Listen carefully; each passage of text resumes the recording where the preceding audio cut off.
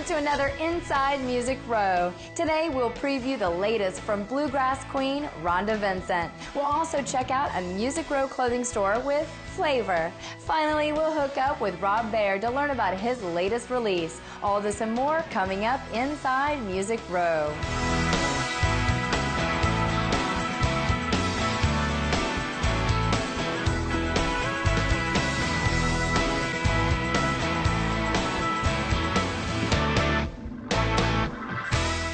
Hey there, I'm Bailey, and I'm so glad you joined us for another Inside Music Row. We've got a great show today, so let's get started with Taylor Swift.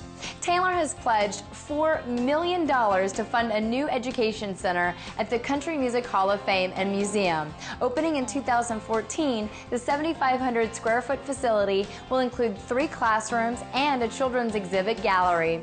The area will be called the Taylor Swift Education Center in honor of her contribution, which is the largest from any individual artist in the Hall's history. Dolly Parton's autobiographical song, Coat of Many Colors, has been added to the National Recording Registry of the Library of Congress. The organization selects only 25 recordings each year from a variety of genres to preserve for their historical and cultural value. This year's selections bring the total number of recordings in the library to 350. Hank Williams Jr. is set to release his new album, Old School, New Rules, July 10th. The 12-song package includes a duet with Brad Paisley as well as a track with Merle Haggard. Hank is excited about the new project as he's definitely old school and is making music with new rules. This is the first album on his new label imprint, Bocephus Records, with licensing through Blaster Records and distribution through Warner Music Nashville.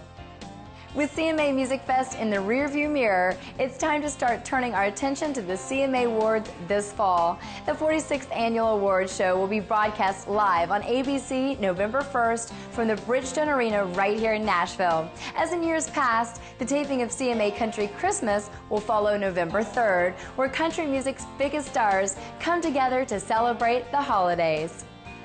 Now it's time to go inside the song. For a more patriotic clip this week for the July 4th celebration, we asked Lee Greenwood about the song God Bless the USA and how it has changed his career. I had this passion to write about America, and I had never given it up since I was a kid.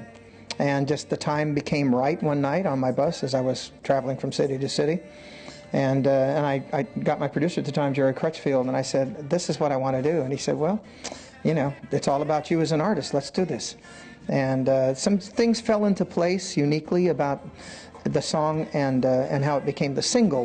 And it was the only single we actually took to Los Angeles off that album to find out whether or not they wanted to release it. And Irving Azoff made the call, the president of Universal, that night. 'Cause there ain't no doubt I love this land.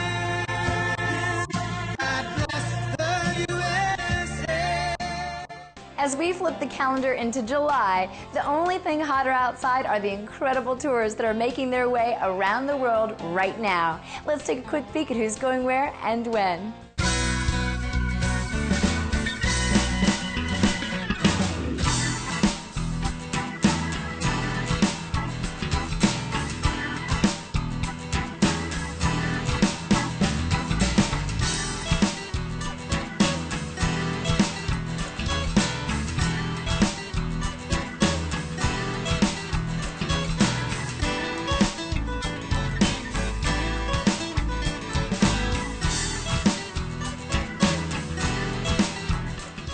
We have to take a quick little break, but we have the latest from Rob Baird up for grabs this week. You'll see more from Rob up ahead, but you may want to go ahead and enter this week's drawing for a copy of I Swear It's the Truth. Head on over to InsideMusicRow.com to get signed up.